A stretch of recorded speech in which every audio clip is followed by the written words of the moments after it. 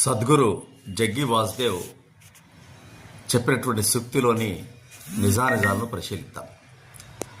When you do things habitually it seems easier, but without conscious action there is no growth. నిరంతరంగా చేసే పనులు మనకు అలవాటుగా మారతాయి.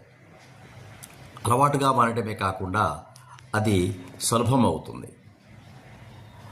ఓ సైకిలు తొక్కడం నేర్చుకుంటున్నటువంటి బాలుడు రోజూ తొక్కుతూ ఉండడం వల్ల సైకిల్ తొక్కడం సులభం అవుతుంది. తర్వాత అప్రయత్నంగానే దాని మీద కూర్చోగానే అది వెళ్తుంది. అలాగే కారు కానివ్వండి, విమానం కానివ్వండి, ఆ ట్రైనింగ్లో వారి యొక్క సాధన పెరుగుతున్నప్పుడు వారికి అది చాలా సులభంగా అవుతుంది. మంచి ఎక్స్పీరియన్స్ కూడా వస్తుంది. విమానం నడిపేటువంటి పైలట్స్కు వాళ్ళను ఫ్లయింగ్ అవర్స్ ద్వారానే వారి నైపుణ్యాన్ని లెక్క వేస్తారు. అంటే వారు నిరంతరంగా విమానం నడపడం వల్ల ఆ పని గంటలు పెరగడం వల్ల వారికి ఆ పనిలో అనుభవం రావడం మరియు ఆ పని ఈజీగా మారడం జరుగుతుంది. అయినప్పటికీ ఆ పని మీద దృష్టితో మాత్రమే ఆ పని చేయాలి. అప్పుడు మాత్రమే దానిలో అభివృద్ధిని సాధిస్తారు.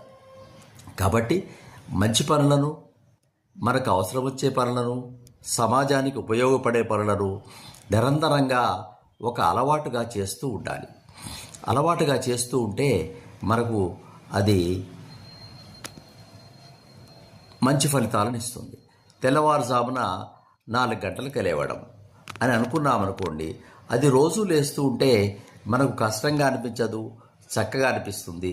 అలాగే యోగాభ్యాసం చేయడం, మంచి పనులు చేయడం, సమాజానికి ఉపయోగపడడం, ఇలా మొక్కలు పెంచడం, ఏ పనైనా మనం ఒక అలవాటుగా చేస్తూ ఉంటే అది చేస్తున్నట్లుగా అనిపించదు. అది మనకు సాధనలోకి వస్తుంది. సాధన చేయుమురా నరుడా, సాధ్యము కానిది లేదురా అన్నారు.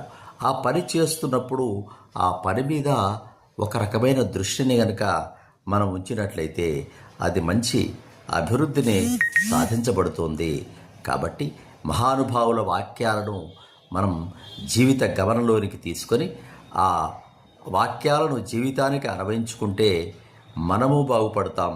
మన చుట్టూ ఉన్న సమాజాన్ని బాగు చేయడానికి మన వంతు కర్తవ్యంగా భావిస్తాం. సబ్స్క్రైబ్ ఆచార్య శ్రీ సూక్తి.